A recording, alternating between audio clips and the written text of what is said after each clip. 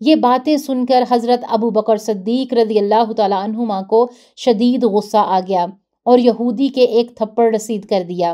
یہودی نے رسول اللہ صلی اللہ علیہ وآلہ وسلم کے پاس جا کر شکایت کی، اعوذ باللہ من الشیطان الرجیم،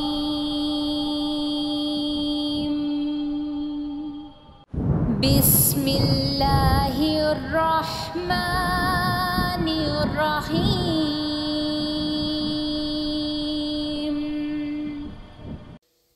الحمدللہ رب العالمین والصلاة والسلام علی اشرف الانبیاء والمرسلین، اما بعد، السلام علیکم ورحمۃ اللہ وبرکاتہ۔ آج کا واقعہ یہودیوں کی طرف سے اللہ تعالیٰ کی شان میں گستاخی۔ اگر آپ نے ابھی تک ہمارا چینل سبسکرائب نہیں کیا تو پلیز سبسکرائب کر دیں اور بیل آئیکن پہ کلک کر دیں تاکہ ہماری ہر آنے والی ویڈیو آپ تک پہنچ سکے۔ جزاک اللہ خیر۔ اللہ تعالیٰ اس بات کو سورۃ آل عمران کی آیت نمبر 181 میں فرماتے ہیں کہ یقیناً اللہ تعالیٰ نے ان لوگوں کا قول بھی سنا جنہوں نے کہا کہ اللہ تعالیٰ فقیر ہے اور ہم تو نگر ہیں۔ ان کے اس قول کو ہم لکھ لیں گے اور ان کا انبیاء کو بلا وجہ قتل کرنا بھی، اور ہم ان سے کہیں گے کہ جلنے والا عذاب چکھو۔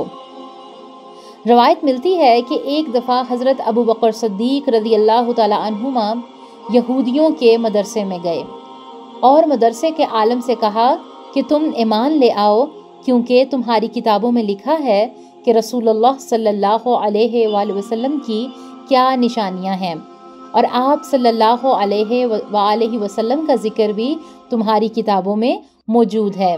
یہ سن کر عالم نے کہا کہ تمہارا اللہ تو ہمارا محتاج ہے، ہم اس کے محتاج نہیں ہیں، کیونکہ اللہ تعالیٰ ہم سے قرضہ مانگ رہا ہے، اگر وہ غنی ہوتا تو ہم سے قرضہ نہ مانگتا۔ یہودی بھی رسول اللہ صلی اللہ علیہ وآلہ وسلم سے کہتے تھے کہ آپ کا اللہ تو ہمارا محتاج ہے، قرضہ ہم سے مانگ رہا ہے، ہم اللہ تعالیٰ سے کوئی سوال نہیں کرتے بلکہ وہ ہم سے بھیک مانگ رہا ہے۔ دوسرا انہوں نے یہ کہنا شروع کر دیا کہ تمہارا خدا ہمیں تو سود سے روکتا ہے اور خود ہم سے سود پر رقم مانگ رہا ہے، خود کہتا ہے کہ مجھے قرض دو، میں دگنا کر کے واپس کروں گا۔ اس طرح وہ خود سود ادا کر رہا ہے، اگر غنا ہوتا تو ہم سے سود پر قرض کا تقاضا کیوں کرتا؟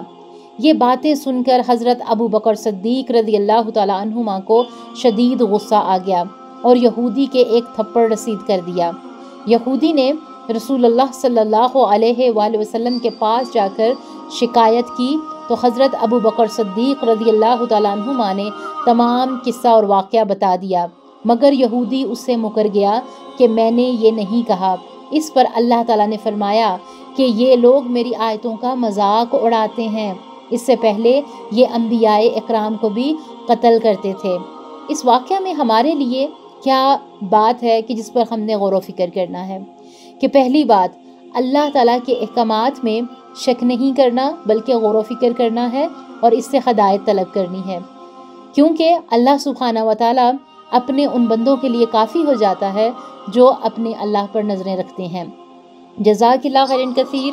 سبحان ربک رب العزت عما یصفون وسلام علی المرسلین والحمد للہ رب العالمین۔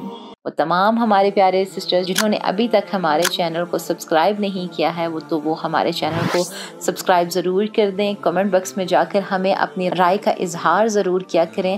اس سے کیا ہوتا ہے کہ ہماری پیچھے جتنی بھی ٹیم ہوتی ہے اس کو بہت خوشی ہوتی ہے، کام کرنے میں آسانی ہوتی ہے، اور اس سے ہم خود بھی موٹیویٹ ہوتے ہیں کام کو لے کے، چیزوں کو لے کے۔ اللہ تعالیٰ آپ سب کو جزائے خیر عطا فرمائے، آمین۔